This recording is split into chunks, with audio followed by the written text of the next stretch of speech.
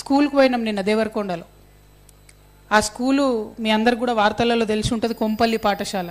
నీళ్ళు వస్తే మునిగిపోతే పిల్లలందరూ తాడు పట్టుకొని ఈదుకుంటూ బయటికి రావాల్సిన పరిస్థితి ఉండే. అది బీఆర్ఎస్ హయాంలోనే అయింది. 5 ఎకరాలు జాగా ఇచ్చారు. ఓన్లీ హాస్టల్ అయింది, స్కూల్ కాలే. సో ఎక్కడైతే పడుకుంటారో అక్కడనే క్లాస్ రూమ్ చదువుకోవాలి. సో పడుకుంటప్పుడు నైట్ డ్రెస్సు, పొద్దున్న లేస్తే స్కూల్ డ్రెస్సు, అంతే తప్పితే అసలు ఇంకో పక్క బిల్డింగ్ లేదు.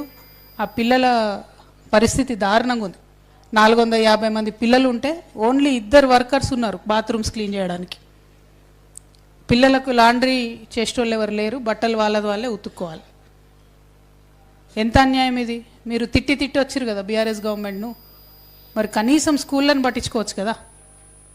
ముఖ్యమంత్రి గారు హైదరాబాద్ నుండి చెప్తారు కలెక్టర్లు అందరూ వారానికి ఒకసారి సోషల్ వెల్ఫేర్ స్కూళ్ళలో పడుకోవాలని. ఇంతమంది పత్రికా మిత్రులు ఉన్నారు, ఎప్పుడన్నా మీ కలెక్టర్ గారు పోయి పడుకున్నారా ఏదైనా సోషల్ వెల్ఫేర్ స్కూల్లో? అంటే ముఖ్యమంత్రి మాట అంటే ఖాతరే లేదు కలెక్టర్లకు.